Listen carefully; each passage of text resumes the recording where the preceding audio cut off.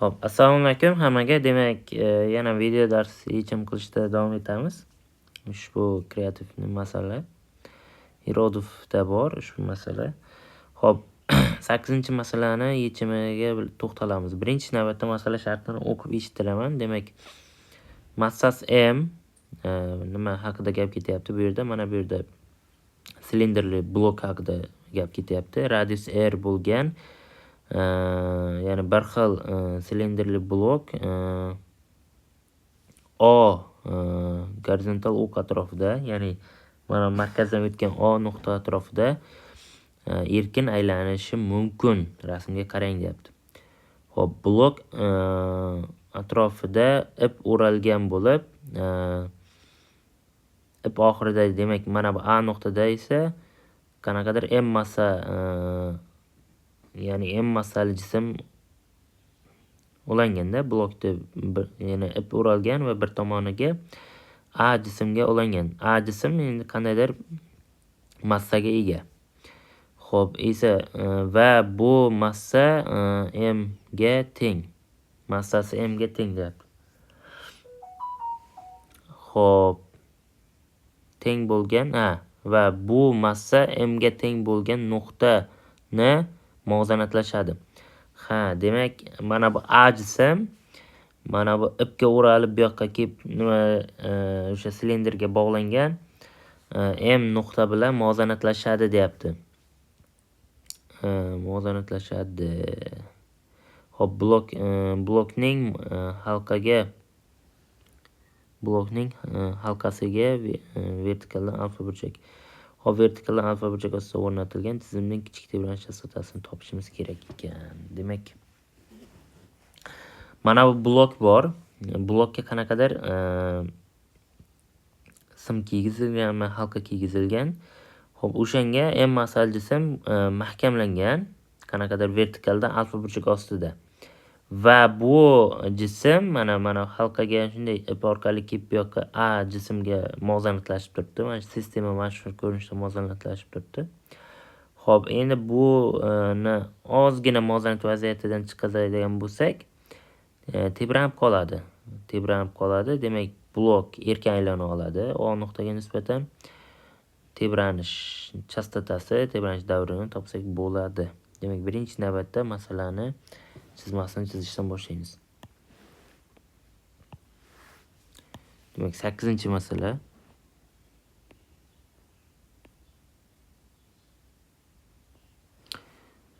Masala bizda chizmasi quyidagicha. Demak, bizda blok bor.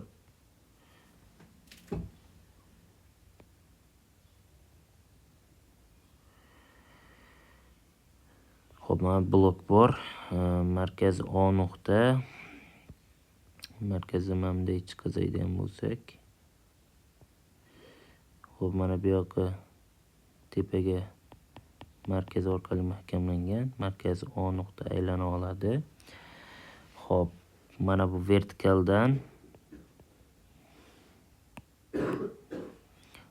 vertikaldan alfa burchak ostida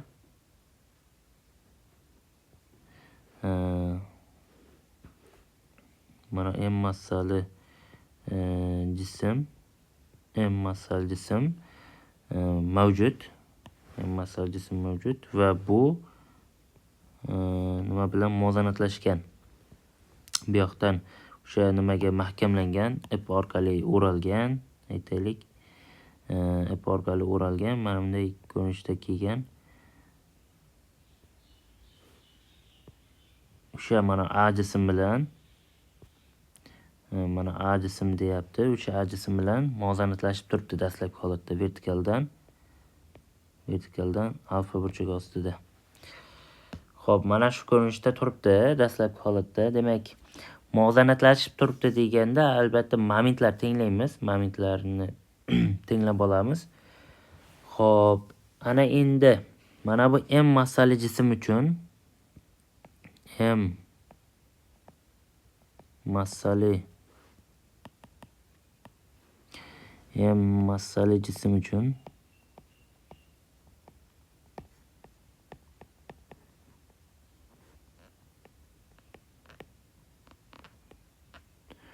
moment yozsak,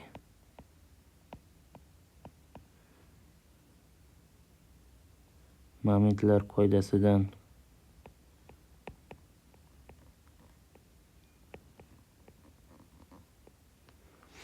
foydalansak,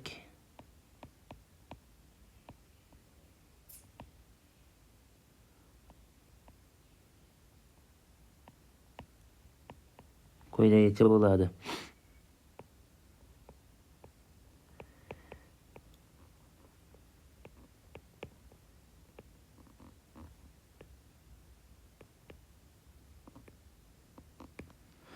Demak, mana bu m massali jism uchun momentlar qoidasidan foydalansak, mana bu m massali jism turgan nuqtaga aytaylik, bitta urinma o'tkazib yuboraman.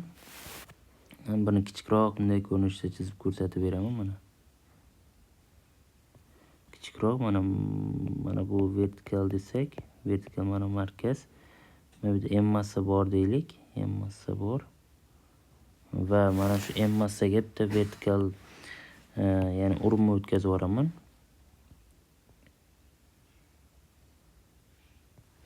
Urinma o'tkazaman. Demak,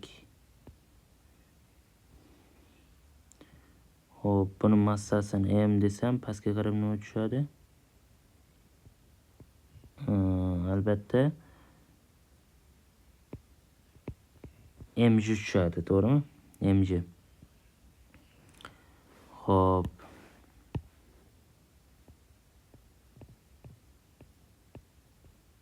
Alfa desam, xo'sh. Mana vertikal bilan urinma o'tkazib yubordim. Urinma albatta radius vektoriga perpendikulyar bo'lishini bilamiz.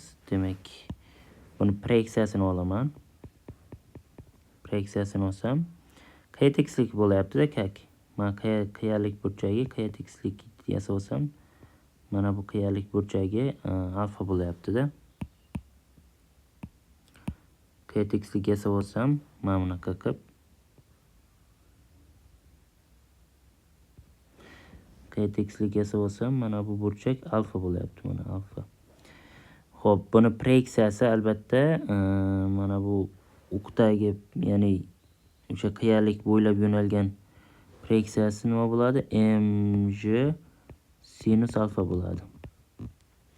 Mg sinus alfa bo'ladi. Bunaqasiga Mg kosinus alfa bo'ladi. Mana bilamiz-a buni? Mana shu burchak yasasam, bunaqasiga Mg kosinus alfa bo'ladi. Xo'p, endi mana bu burchak alfa-da. Alfa. Mg sinus alfa. Mg sinus alfa nimaga O nuqta atrofida, mana bu O nuqta atrofida aylanadi desam, m massa jism aylana oladi. Chunki masala shartida ham aytayapti, O nuqtadan o'tgan o'q atrofida erkin aylana oladi deyapti. Demak, bizda kuchda aytaylik F m desam, Mg sinus alfa bo'ladi. Mg sinus alfa bu muvozanat vaziyatiga qaytaruvchi kuch. Ya'ni m massali jismda bunday muvozanat vaziyatiga qaytaruvchi kuch. Va buni o'sha radius vektoriga, ya'ni kuch yelkasi bu yerda aylanish o'qigacha bo'lgan eng qisqa masofa radius bo'lyapti-da. Buni momentini m1 desam, m desam, fm ko'paytgan r bo'ladi. Ko'paytgan r. Mana bu muvozanat vaziyatiga qaytaruvchi moment bo'ladi. Ya'ni buni yana ham yozib oladigan bo'lsam, keltirib qo'yib, mana buni bu yerga keltirib qo'yadigan bo'lsam, nima bo'ladi? M barobar mg minus bo'ladi. Chunki muvozanat vaziyatiga qaytaruvchi moment har doim minus bo'ladi. Mg sinus alfa ko'paytgan r orqali nima qilinadi? Topiladi bu. Mana fizikasini ham ochib beryapman. Nima uchun minus qo'yganimni sababi ham shu. Muvozanat vaziyatiga qaytaruvchi moment. Xo'p, endi aylantiruvchi moment esa buni bunday bu yoqqa qarab tortaman deydi. Ya'ni bu yoqqa muvozanat vaziyatidan tashqari tomonga qarab chiqaraman deydi. Mana bu A jism. A jismning massasini aytaylik MA deb oladigan bo'lsam, Buni ham momenti kuch yelkasi O nuqtaga nisbatan radius bo'lyapti. Buni ham momenti radius bo'lyapti. Demak, mana buni M1 deylik. M1. Mana M1. M2 moment bo'ladi. M2 moment MA J bo'ladi, to'g'rimi? Ko'paytiruv R. Ya'ni MA bu muvozanatlashib turibdi degani mana taranglik kuchi MA J ga tengda. T ko'paytiruv R bo'lyapti bu yerda. Menimcha tushunarli bo'ldi deb o'ylayman. Mana bu M1 bilan M2 momentlar yig'indisi 0 bo'lishi kerak. 0 bo'lishi kerak. Demak, shunday olaman. Endi yig'indisi degandim, ya'ni vektor yig'indisi 0 bo'lishi kerak, lekin oddiy olib qarasa, muvozanatlashuvchi muvozanatda turgan bo'lsa, ikkita moment teng bo'lishi kerak-da, modullari. Shuni hisobga oladigan bo'lsam, mana bu yoqdan yozaman. M1 teng M2 deb yozadigan bo'lsam, skalar ko'rinishda. Xo'p, MJ sinus alfa ko'paytiruv R teng MA J ko'paytiruv R bo'lyapti. J R lar qisqarib ketsa, bundan foydalansak MA, ya'ni A jismning massasini topib olsam bo'ladi. M sinus alfa orqali A jismning massasini nima qilib olsam bo'ladi? Topib olsam bo'ladi. Mana bu A jismning massasi. Yozib qo'ysak ham bo'ladi. A jism massasi. Xo'p, mana shu ko'rinishda topib olsak ham bo'ladi. Ana endi nima qilamiz? Xo'p, endi aytaylik, mana buni biroz muvozanat vaziyatidan chiqazaylik. M massali jismni muvozanat vaziyatidan biroz chiqazaylik. U holatda qanaqa ko'rinish keladi? Momentlar o'zgaradi albatta, to'g'rimi? Aytaylik, muvozanat vaziyatidan biroz chiqarsa, mana bunday qanaqadir burchak ostida og'adi. Boshqadan chizgam yaxshimi yo? Yo'q, o'ziga chizaman mana. Muvozanat vaziyatidan ozroq chiqazaylik. Ya'ni mana bu vaziyatni egallasin mana. Mana bu vaziyatni egallasin. Bunda aytaylik, mana bu burchagimizni teta desam, mana teta burchak desam, biroz teta burchakka nima qilsak, chiqarsak bo'ladi buni, to'g'rimi? Teta burchakka muvozanat vaziyatdan chiqarsak, qo'shimcha bitta moment paydo bo'ladi. Endi bu aylantiruvchi momentlar ham paydo bo'ladi bu holatda. Xo'p, buni momenti qanaqa ko'rinishga keladi? Buni momenti xuddi boya tepada chizganimizdek qiya tekislik, ya'ni bitta urinma o'tkazib, urinmadan qiya tekislik yasab turib, o'sha muvozanat vaziyatiga qaytaruvchi momentni hisoblasam bo'ladi bu holatda ham. Xo'p, yozaman. Aytaylik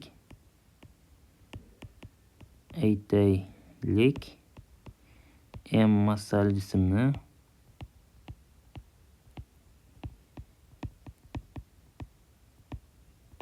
biroz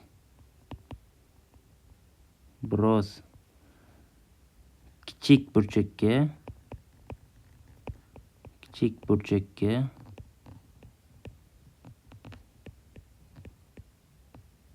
muvozanat vaziyatidan chiqaraylik. Muvozanat vaziyatidan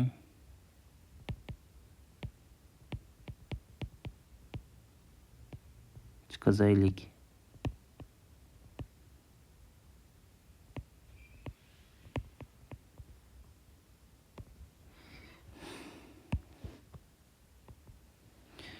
Xo'p, biroz muvozanat vaziyatidan chiqazaylik. U holatda uning momenti boya nima deb oldim? M1 deganmidim? M1 shtrix deyman. M shtrix deylik. M shtrix nimaga teng bo'ladi? Minusdan MJ sinus alfa plus teta sinus ko'paytiruv R bo'ladi. Uning momenti shunaqa ko'rinishga keladi. Uning momenti mana shunaqa ko'rinishga keladi. Xo'p, endi xo'p, dastlabki momentni yozaman. Dastlabki moment qanaqa edi?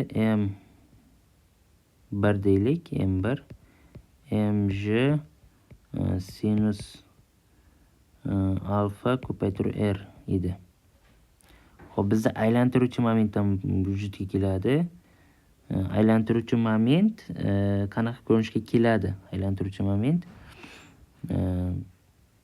barcha o'sha aylanma harakat dinamikasidan ma'lum barcha momentlarni o'sha yig'indisi, vektor yig'indisi deylik. Bu aylantiruvchi momentni berish kerak, ya'ni J inersiya momenti ko'paytgan epsilonni berish kerak. Mana shu qoidaga ko'ra hisoblaydigan bo'lsak, buni shunday olib qaraydigan bo'lsak, xo'p, minus Xo'p. Endi mana ikkita momentlar ayirmasi aylantiruvchi momentni beradi bizga, to'g'rimi? Yoki dastlabki holatdagi moment plus aylantiruvchi mana dastlabki holatda mj sinus alfa rmidi, sinus alfa ko'paytirib rmidi. Bu aylantiruvchi moment plus keyingi momentlar, keyingi moment bizda mj sinus alfa plus teta ko'paytirib r ga teng bo'ladi-da. Buni bu yoqqa o'tkazib oladigan bo'lsam, mj sinus alfa ko'paytirib r minus mj sinus alfa plus teta kichik burchak ko'paytirib r teng j ko'paytgan epsilon degan ko'rinishda oladi. Bizda j nimaga teng? J inersiya moment. Mana bu o'zini massasini ham hisobga oladigan bo'lsam, buni massasi ham berilgan, massasi m, blokning massasi ham berilgan. Xo'p, bu blok silindr shaklida bo'lgani uchun 1/2 mr kvadrat plus keyin mana unga bog'langan m massali jismda ham momenti bor kvadrat plus ma, ya'ni unga sistemaga bog'langan ma ham qanaqadir inersiya momentiga qo'shimcha bo'ladi va bu ham qo'shimcha inersiya vujudga keltiradi. Bu ham ma r kvadrat ko'rinishga keladi. Umumiy inersiya momenti mana bunaqa ko'rinishda ifodalab olsak bo'ladi. Xo'p, ana endi mana buni tenglamani biroz soddalashtiramiz. Qanaqa ko'rinishga keladi? mj sinus alfa ko'paytirib r minus mana bu sinus qoidasi bor. Sinus aytaylik alfa plus tetani qanaqa ko'rinishda o'tsak bo'ladi? Sinus alfa kosinus teta plus kosinus alfa sinus teta ko'rinishda ochsak bo'ladi. Minus demak bunga ta'sir qilsa mj sinus alfa kosinus teta ko'paytirib r minus, yana minus ta'sir qiladi, mj kosinus alfa sinus teta ko'paytirib r ko'rinishiga keladi. Bu ham teng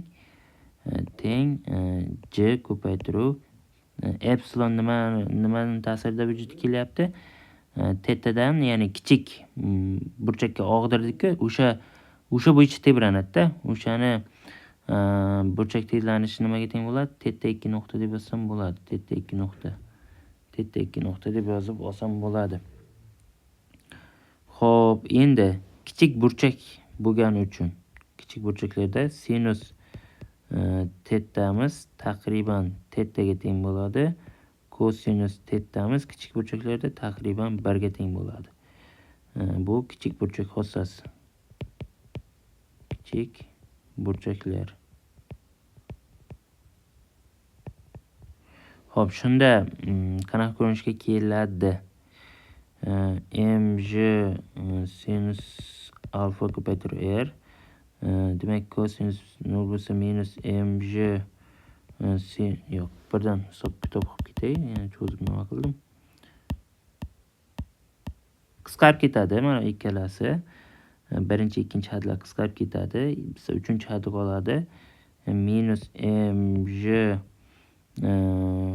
kosinus alfa ko'paytirib r teta teng g ko'paytirib teta 2 nuqta qoladi. Bir tomonga o'tkazib yuboradigan g teta 2 nuqta plus mj kosinus alfa ko'paytirib r ko'paytirib teta teng 0 ko'rinishga keladi. Kakiriz biz kutgan o'sha formulaga kelyapti.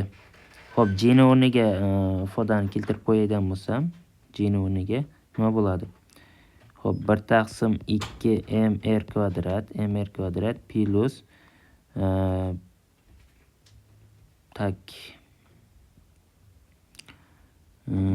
mni chiqarib olsam 1 plus sinus alfa bo'ladi, to'g'rimi? Sinus alfa ko'paytirib r kvadrat katta qolsa olamiz. Teta 2 nuqta plus mj kosinus alfa ko'paytirib r ko'paytirib teta barobar 0 bo'ladi. Xo'p, r kvadratlar bittasi qisqaradigan bo'lsa, bittasini ham tashqariga chiqarib olsam bo'ladi. Albatta, tashqariga chiqarib olsam bo'ladi va bo'lib yuboraman. Bo'lib yuborsam qanaqa ko'rinish keladi? Bizda teta 2 nuqta plus mj kosinus alfa taqsim rlar bittasi qisqarsa qanaqa ko'rinish keladi? M taqsim 2 plus m 1 plus sinus alfa